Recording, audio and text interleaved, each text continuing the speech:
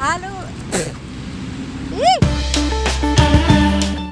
Hallo und willkommen wieder endlich zu überhaupt einem Video. Wir fahren jetzt nämlich zum Benefizkonzert. Das ist ein Konzert für Flüchtlinge. Der Eintritt und alles wird an die Flüchtlinge gespendet. Und ich dachte, das ist ein sehr gutes Thema, um euch da mitzunehmen und das mit euch zu teilen. Okay.